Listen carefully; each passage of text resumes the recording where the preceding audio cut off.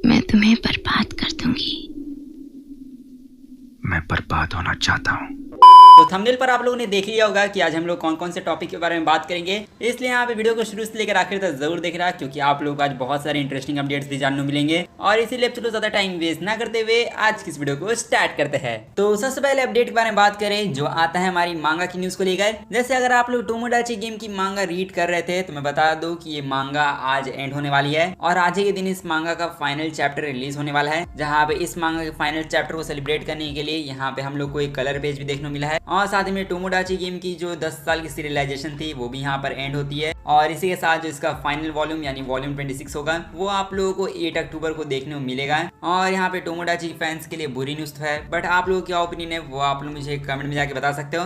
अब हालांकि इसके बाद हम लोग बात करें अपने नेक्स्ट मांगा अपडेट के बारे में जो आता है हमारी डेडपूल की मांगा, क्योंकि अगर आप लोग भी डेडपूल की मांगा पढ़ रहे थे तो मैं बता दूं कि डेडपूल समुराई का जो सेकंड सीजन है वो यहाँ पे अनाउंस हो चुका है। और साफ तौर पे कहूँ तो अपनी डेडपूल की मांगा वापस आ चुकी है और वो भी बहुत खास तरीके से, क्योंकि यहाँ पे मांगा रीडर्स को ट्रोल करते हुए यहाँ पे मांगा रिटर्न की है। और इसी को लेकर हम लोगों को डेडपूल का एक पैनल तो देखने मिला ही है। और अगर आप लोग इस पैनल को ध्यान से देखोगे तो आप लोग देखोगे कि डेडपूल जो है वो बिल्कुल वही पोस्ट कर रहा है जो हमारे MHA के अंदर डाबी ने किया था। और यहाँ पे देखा जाए तो ये काफी सही रेफरेंस है। लेकिन इसके बाद नेक्स्ट अपडेट बारे में बात करें जो आता है अपने गोजो सातोरू को लेकर, क्योंकि यहाँ पे आजकल तो बहुत सारी चीजें होते रहती है इंटरनेट पर, बट अगर आप लोगों को गोजो के डेली लाइफ का टाइम टेबल चाहिए तो यहाँ पे गोजो का जो पूरा डेली टाइम टेबल होता है वो आपके स्क्रीन पर शो होता ही होगा। और सीरियसली यहाँ पे किसी कैरेक्टर के लिए टाइम टेबल बनाया जाएगा वो मैंने कभी एक्सपेक्ट नहीं किया था। लेकिन चलो गोजो फैंस आप लोग मजे करो। बट एनीवेज इन सब के अलावा हम लोग बात करें अपने एनिमे न्यूज के बारे में। जैसे अपने रेंटर गर्लफ्रेंड की क्रिएटर की सीरीज जिसका नाम है द सुंजी फैमिली चिल्ड्रन, तो फाइनली इस एनिमे का हम लोग को एक टीजर विजुअल देखने को मिला है, जहाँ पे ये एनिमे जो है वो शेड्यूल हो चुका है 2025 के लिए। और इसके साथ में अगर आप लोगों को क्रंचीरोल के ऊपर कोई एनिमे देखना है तो मैं बता दूं कि क्रंचीरोल के ऊपर फाइनली ट्रू ब्यूटी का एनिमे अब स्ट्रीम हो रहा है। तो अगर आप लोगों को ट्रू ब्यूटी का एनिमे देखना है तो आप लोग इसको क्रंचीरोल के ऊपर जाके चेकआउट कर सकते हो। और इसके बाद नेक्स्ट अपडेट बारे में बात करें जो आता है हमारे ड्रैगन बॉल और वन पीस को लेकर, क्योंकि अपने टो एनिमेशन की जो दो टॉप क्लास एनिमे है उनके बीच में हमेशा कंपटीशन चलते रहता है, जहाँ पे पिछले बार वन पीस एनिमे ने ड्रैगन बॉल से ज्यादा अर्निंग की थी टो एनिमेशन के लिए। बट यहाँ पे अब जो रिजल्ट है वो यहाँ पे चेंज हो चुका है, क्योंकि यहाँ पे अपने टो एनिमेशन के फाइनेंशियल रिजल्ट के फर्स्ट क्वार्टर के अंदर जो अप्रैल 1 से लेकर 30 जून तक आता है 2024 में, तो यहाँ पे इस बीच में जो अपना ड्रैगन बॉल है उसने फर्स्ट पोजीशन वापस से होल्ड कर लिया है, जहाँ पे Dragon Ball with over 5.67 billion yen के साथ टॉप पर वापस आ चुका है। और नंबर 2 पर है One Piece with over 5.54 billion yen. जो देखा जाए तो यहाँ पे वन पीस और ड्रैगन बॉल के अंदर बहुत ज्यादा स्मॉल गैप है, मतलब 130 मिलियन येन का गैप है। लेकिन स्टिल देखा जाए तो ड्रैगन बॉल की अब तक एक भी न्यू सीरीज नहीं आई है, वो भी इतने टाइम से। बट स्टिल यहाँ पे ड्रैगन बॉल अभी भी डोमिनेट कर रहा है, इसलिए यहाँ पे ड्रैगन बॉल को तो अप्रिशिएट करना बनता ही है। अब हालांकि हम लोग वन पीस को इतना ज्यादा मेंशन कर ही चुके हैं, तो यहाँ पे हम लोग बात करें वन पीस की एक अपडेट के बारे में जो आता है हमारे वन पीस के लाइव एक्शन के सीजन 2 को लेकर, क्योंकि यहाँ पे अब ऑफिशियली तौर पे कंफर्म हो चुका है कि जो अपना एस है यानी लूफी का भाई वो यहाँ पे वन पीस के लाइव एक्शन सीरीज के अंदर दिखाया जाएगा।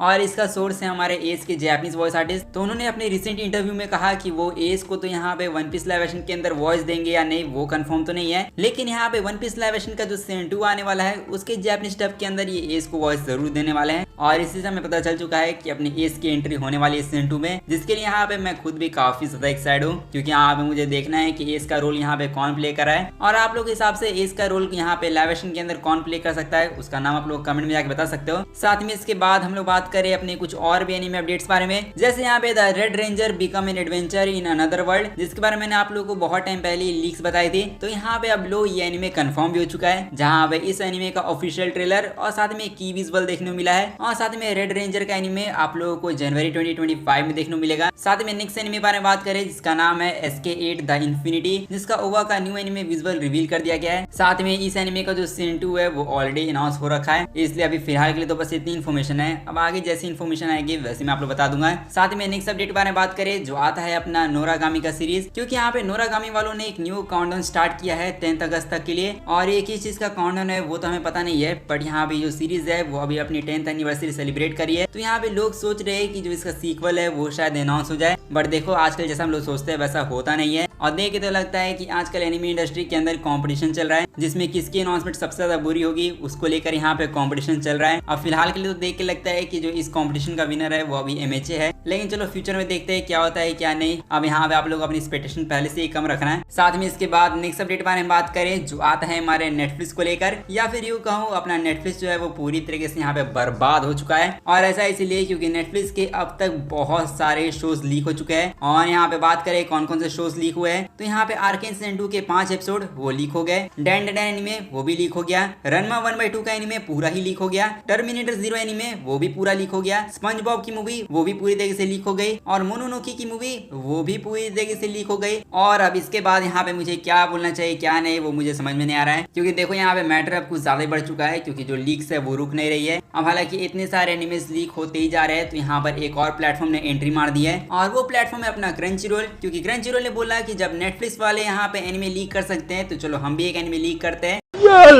और यहाँ पे जो आप लोगों ने स्क्रीन पे देखा वो बिल्कुल सही है। यहाँ पे री0 की सीजन 3 के एपिसोड 1 को भी लीक कर दिया गया है, जो यहाँ पे आप लोग पता है तो बता दूं कि ये करीब 1 घंटे 30 मिनट जितना एपिसोड था, और इसके पूरे एक एपिसोड को ही यहाँ पे फ्रेंच सबटाइटल में लीक कर दिया गया है। तो देखो अब यहाँ पे जितनी भी कंपनीज है और एनिमेशन स्टूडियो है उनको यहाँ पे करोड़ों का तो नुकसान हो ही चुका है। स्पेशली अभी एनिमे इंडस्ट्री के अंदर ये जो इंसिडेंट चल रहा है वो एनिमे हिस्ट्री का सबसे बड़ा नाइटमेयर है, या फिर यूँ कहूँ एनिमे इंडस्ट्री का वर्स्ट एनिमे लीक इंसिडेंट है ये। और सच कहूँ तो यहाँ पे मुझे समझ में नहीं आ रहा है कि मैं यहाँ पे किसको दोष दूं, क्योंकि देखो यहाँ पे जो लीकर्स गलती कर है वो तो बहुत ज्यादा गलत है ही, लेकिन यहाँ पे सबसे बड़ी गलती नेटफ्लिक्स वालों की है। क्योंकि जब नेटफ्लिक्स के इतने सारे शोज यहाँ पे लीक होते ही जा रहे हैं तो यहाँ पे उनको अब तक कोई एक्शन ले लेना चाहिए था, बट सीरियसली उन्होंने कोई भी एक्शन नहीं लिया।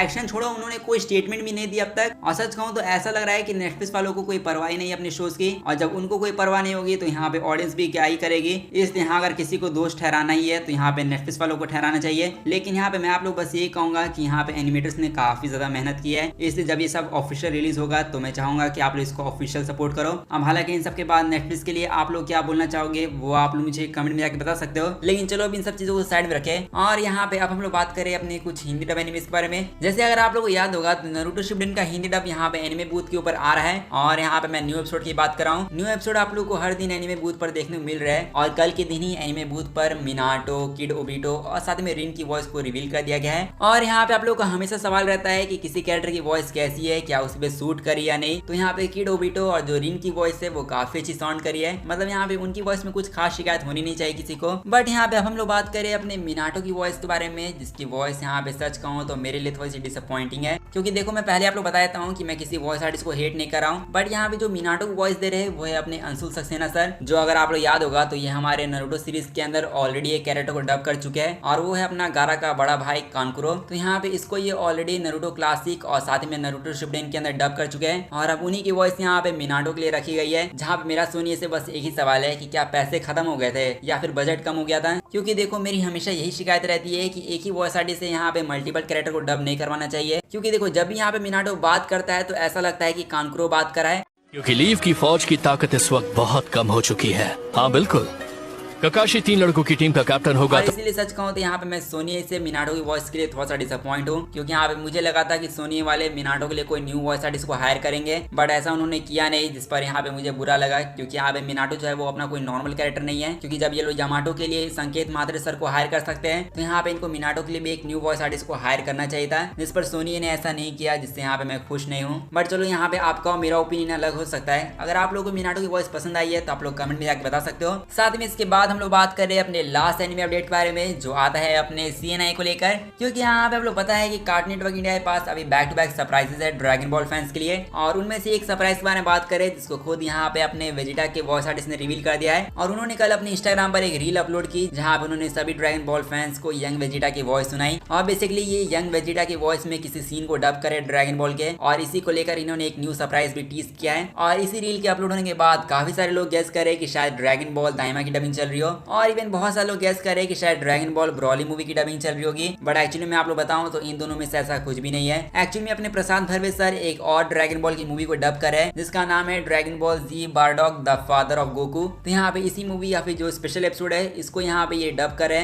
और यहाँ पे मैं जानता हूँ कि काफी सारे लोगों को ड्रैगन बॉल ब्रॉली मूवी का हिंदी डब चाहिए था, बट देखो आप लोग चिंता मत करो, क्योंकि यहाँ पे मेरे पास ज्यादा कुछ बोलने की परमिशन तो नहीं है। बट यहाँ पे मैं इतना जरूर कहूंगा कि CNI वाले बहुत सारी चीजें ड्रैगन बॉल फैंस के लिए प्लान कर रहे हैं, इसलिए अभी आप लोग बस एक काम कर सकते हो, C9 के ऊपर जब ड्रैगन बॉल आए तब आप लोग उसको फुल सपोर्ट करो। और इसी को लेकर मुझे याद आया कि ड्रैगन बॉल ओजी सीरीज का हम लोग को प्रोमो फाइनली कार्टून नेटवर्क पर देखने को मिल चुका है, जहां पे जैसे कि मैंने आप लोग बताया था कि इसी महीने हम लोगों को ड्रैगन बॉल देखने को मिल सकता है, तो लो अब देखने को मिल रहा है, जहां पे ड्रैगन बॉल 25 अगस्त से स्टार्ट होगा C9 पर। तो अब आप लोग इसको देखना और सपोर्ट करना है, क्योंकि C9 वालों को अगर आप लोग सपोर्ट करोगे तो यहाँ पे C9 वाले ड्रैगन बॉल फैंस के लिए कुछ सीक्रेट प्रोजेक्ट्स यहाँ पे प्लान कर रहे हैं। अब हालांकि C9 के ऊपर जो ड्रैगन बॉल के अपकमिंग प्रोजेक्ट्स आने वाले हैं उसके लिए आप लोग एक्साइटेड हो या नहीं, वो आप लोग मुझे कमेंट में जाके जरूर बता देना। साथ में आज की इस वीडियो को यहीं पर एंड करते हैं। सो आई होप करता हूँ आप लोगों को वीडियो अच्छा होगा। तो अगर आप लोग को वीडियो अच्छा लगा है तो जाके इस वीडियो को लाइक कर दो और साथ में चैनल को भी जाके सब्सक्राइब कर दो ऐसी अमेजिंग कंटेंट के लिए। और अब मैं मिलता हूँ आप लोगों से बस ऐसी ही अगली वीडियो में, तब तक के लिए गुड बाय।